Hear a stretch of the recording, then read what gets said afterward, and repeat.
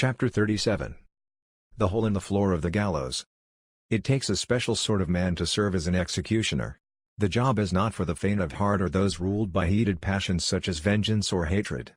Hanging requires a cool head, a steady hand, and more than a passing knowledge of physics and human anatomy. Sending a man, or on rare occasion a woman, to meet the Almighty was no small feat, as dozens of botched executions in the 1800s can attest. And so when the powers that be learned of a particularly gifted hangman, his services were prized and in high demand, particularly in the era of the Bloody Code, the golden age of British law in which virtually every offence was punishable by death.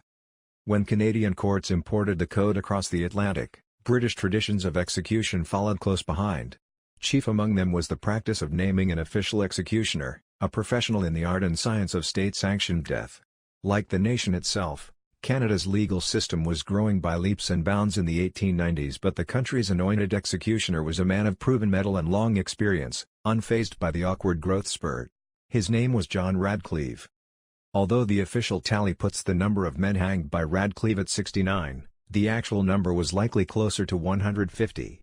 Hanging was, after all, his entire life's work. British-born, Radcliffe's formative years were spent in the Royal Navy, where he learned his dark art by hanging pirates in the South China Sea. Later he apprenticed under England's official executioner, William Marwood. After immigrating to Toronto, Radcliffe quickly made a name for himself by conducting several successful executions in Ontario at a time when successful was not a word often associated with the process. Word of the hangman's unique talents reached then Ontario Premier Oliver Mowat, who enlisted Radcliffe to serve as provincial executioner. His promotion to the nation's first commissioned hangman came in 1892, when he was appointed to the newly created post by Canada's fourth Prime Minister, Sir John Thomson. Despite his macabre title, Radcliffe was little more than a federal employee. As Wheeler lay cooling his heels in the dock, Radcliffe's salary was just $700 per year. To supplement his meager wage, he had a grisly stipulation written into his governmental contract that entitled him to literally keep the clothes off the dead men's backs.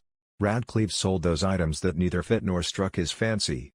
Another lucrative sideline was the peddling of souvenirs to the morbid collector. He once famously clipped the ponytail of a recently dispatched Chinese national, which he divvied up and sold to the bolder members of the assembled throng. Radcliffe also sold lengths of rope supposedly used to hang infamous prisoners, although with few exceptions, the ropes were fakes. Legal constraints prohibited him from selling the actual nooses used, but Radcliffe still profited handsomely from the public's ignorance of the intricacies of government bureaucracy. One West Coast sheriff reported seeing Canada's hangman in a hardware store just before a particularly contentious execution, purchasing a spool of rope to shill to eager memento seekers. It all smacked of a premonition Robert Payne of the St. John Daily Sun had in the weeks after Wheeler was arrested. If the murderer of Annie Kempton is executed, bits of the hangman's rope will be worth their weight in gold. Given the nature of his calling, it comes as no surprise that Radcliffe was not what anyone would describe as a sensitive or compassionate man. He was, for want of a better word, an absolute bastard. Forgettable in his calmer moments, it took only the slightest provocation for Radcliffe to become a cauldron of seething emotion, liable to scald any who ventured near. Prone to vocal tirades from the gallows, Radcliffe was far from the somber and silent executioner depicted in popular culture. There seemed to be nothing he enjoyed more than raising the hackles of the populace who reveled in his violent trade. In 1892 he was sent to dispatch a murderer in Hull.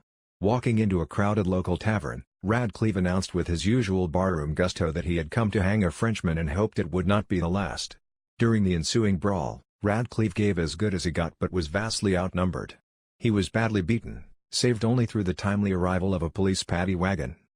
Radcliffe's tendencies toward bellicosity, mendacity, and belligerence may have escaped the notice of his superiors, who chalked up his cantankerous nature to the price of doing business, but his choleric ways soon had press pundits up in arms.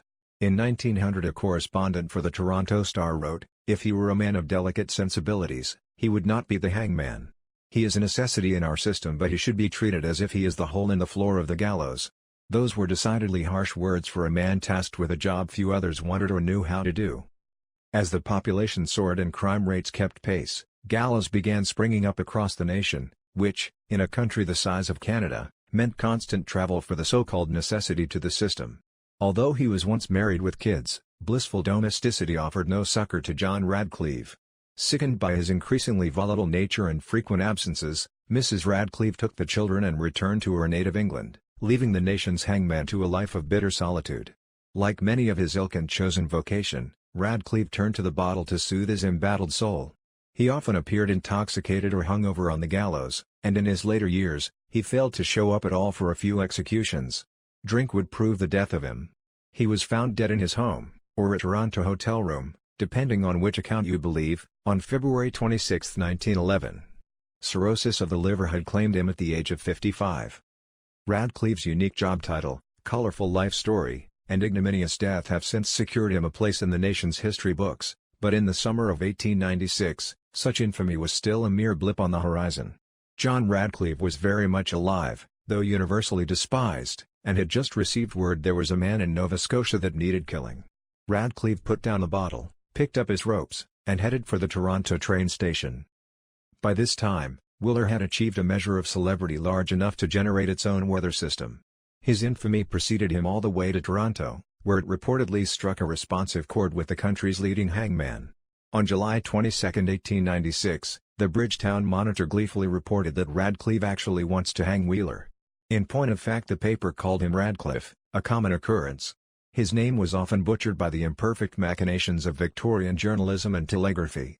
The article went on to say that the renowned executioner was begging to do the dark deed, going so far as to make an application to Sheriff Van Blarcom to carry out the Queen's verdict. Van Blarcom, whose role as sheriff made him responsible for the execution, reportedly welcomed Radcliffe's interest and wrote back asking how much his services might cost. It was, by all accounts, a rather genteel exchange, more akin to a garden party invitation than the methodical killing of a human being. The Monitor's exclusive interview with Van Blarcom gave them a meaty scoop. Other papers were forced to play catch-up, reprinting the Monitor's accounts second-hand. The Bridgetown editor's delight at besting his competition was almost visible from space. His joy was to be short-lived. 1 month later, the Bridgetown Monitor ran a small correction, buried deep between some local town gossip and its regular feature, the much-loved joke corner. The tiny headline proclaimed Radcliffe will not hang Wheeler and declared that any prior claims he would to be altogether unfounded. As usual, the Monitor deftly sidestepped the fact that such prior claims emanated from its own pages. Van Blarcom, who now claimed to have never spoken with the Monitor's reporter, also denied having corresponded with Radcliffe and confirmed that he alone would be responsible for carrying out Wheeler's sentence. Like all good tight-fisted bureaucrats, Van Blarcom was loath to spend money on luxuries, and for the first time in his professional career, Radcliffe's services were deemed a hedonistic indulgence.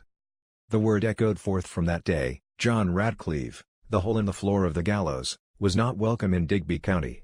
Annie Kempton had been one of their own, as was Wheeler, for that matter, and Bear River would take care of its own.